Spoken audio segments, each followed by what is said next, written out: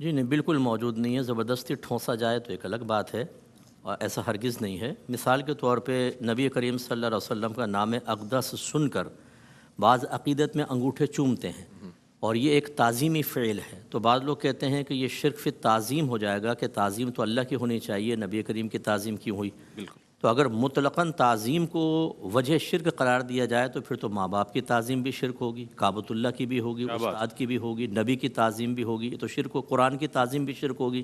اس کا مطلب اس کو زمین پہ پھینک دیا جائے تاکہ تعظیم کے خلاف تحقیر کا معاملہ ہو، تو بالکل ہی تعظیم ختم ہو جائے، کوئی بھی اس کو نہیں مانے گا۔ تو ایسا ہرگز نہیں ہے۔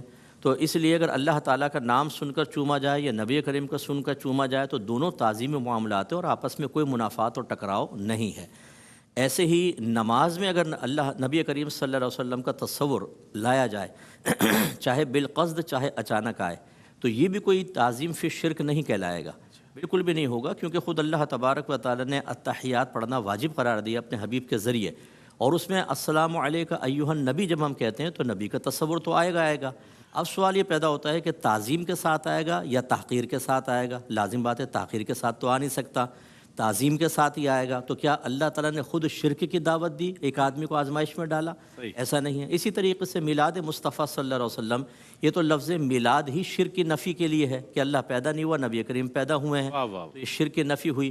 اسی طریقے سے مزارات پر حاضر ہو کر سجدے کرنا، ہم اس کی بالکل مذمت کرتے ہیں، لیکن اس میں دو بڑی اقسام ہوتی ہیں ممنوعہ سجدوں کی، ایک سجدہ عبادت ہے اور ایک سجدہ تعظیم ہے۔ سجدہ عبادت کا مطلب ہے کسی کو معبود حقیقی سمجھ کر سجدہ کرنا، اور میرے خیال میں ایک گاؤں کا جاہل دیہاتی بھی اگر ہو اور وہ سجدہ کر رہا ہے مزار پر، آپ پوچھیں کہ کیا یہ صاحب مزار عبادت کے لائق ہے، تو وہ کہے گا کہ نہیں، میں اس کو خدا سمجھ کے نہیں کر رہا ہوں۔ سجدہ تعظیمی ہی ہوتا ہے، یا سجدہ محبت آپ کہہ لیں۔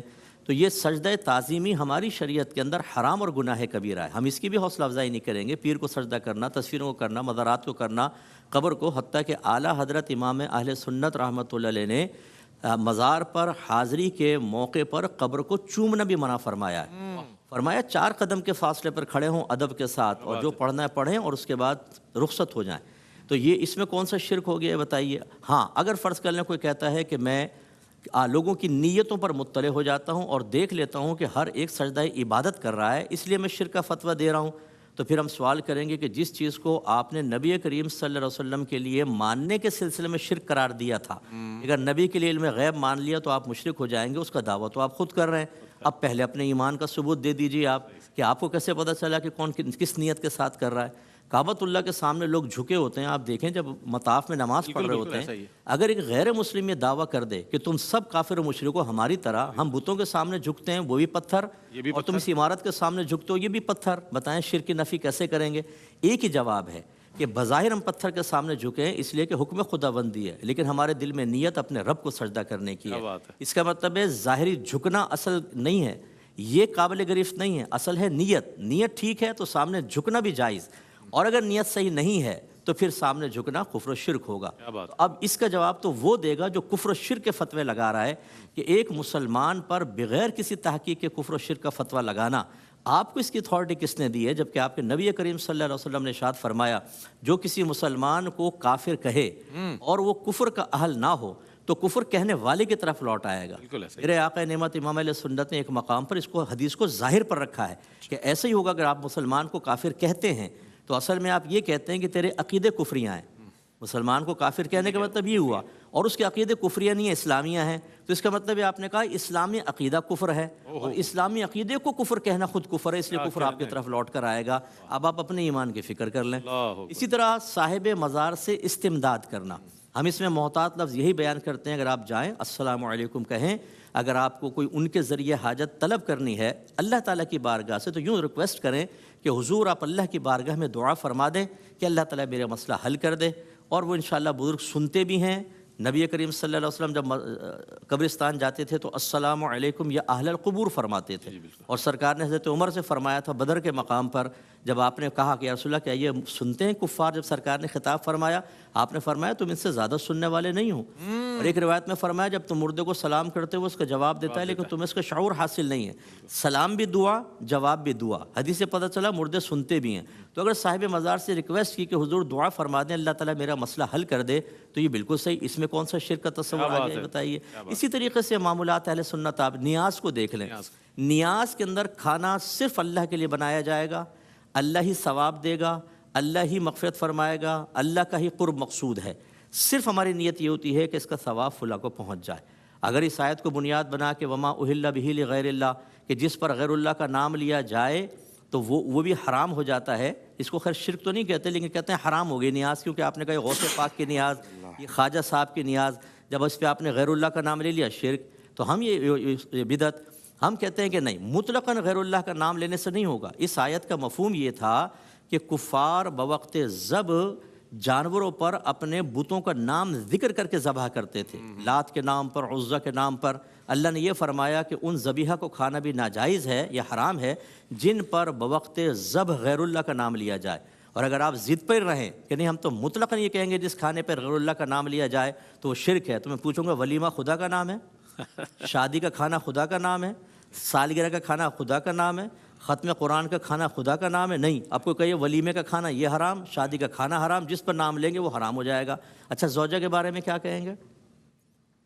یہ کس کی زوجہ ہے؟ غیر اللہ کا نام لیا تو وہ تو گئی، اب کس کا نام لیں گے؟ معاذ اللہ یہ کہیں گے۔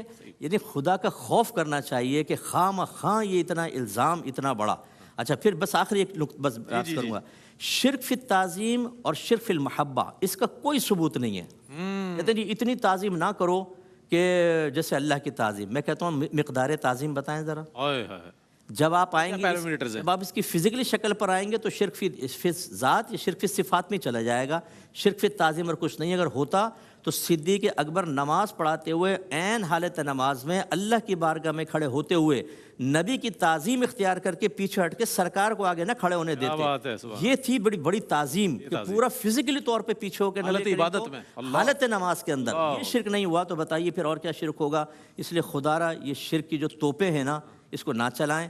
اور میں اس دور کی ایک بڑی بدعت آپ کو بتا دوں، سب سے بڑی بدعت مسلمانوں پہ کفر، شرک، مشرک اور بدعتی کا الزام لگانا، یہ سب سے بڑی بدعت ہے، نہ سرکار نے لگائی نہ صحابہ اچھا فتویٰ دیا آپ نے، اس کا حکم دیا کبھی، کیا خوبصورت فتویٰ دیا ہے۔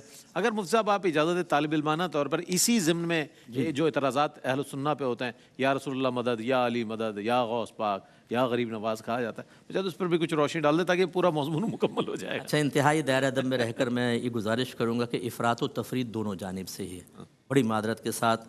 ہمارے ہاں وحدانیت کا بیان نہیں ہوتا اللہ تعالیٰ کا۔ اچھا ہم نے بعض نے قسم کھائی ہوئی ہے کہ اللہ سے تو مانگنے نہیں ہے، جب کہنا ہے یا رسول اللہ مدد ہی کہنا ہے یا علی مدد کہنا ہے، تو اب وہ سٹیکر چھپ گئے، صرف یا اللہ مدد، کسی نے لکھ دیا صرف یا رسول اللہ مدد۔ یہ غلط طریقہ ہے، اصل فاعل حقیقی میرے رب کی ذات ہے، ہم اسی سے مدد طلب کرتے ہیں، اسی سے مدد طلب کرنا افضل اولا ہے، وہی غیر محتاج ہے، ساری کائنات کے خزانے اسی کے دست قدرت میں ہیں، اس کی عطا، اس کے حکم، اس کے اذن کے بغیر کوئی ایک تنکا بھی اٹھا کر نہیں دے سکتا۔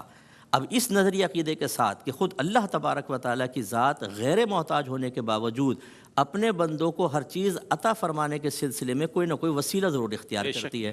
کوئی ایک چیز آپ بتا دیں جو آپ کے گھر میں براہ راست گر گئی ہو، جب اللہ تعالیٰ نے یہ دنیا عالم الاسباب بنائی ہے باوجود غیر محتاج ہونے کے، تو اسی طریقے سے اس نے اپنے محبوبوں کو خزانے عطا فرمائے اور لوگوں کو ان کی طرف مائل کیا ہے کہ آپ ان کو وسیلہ بناتے ہوئے اللہ سے طلب کریں۔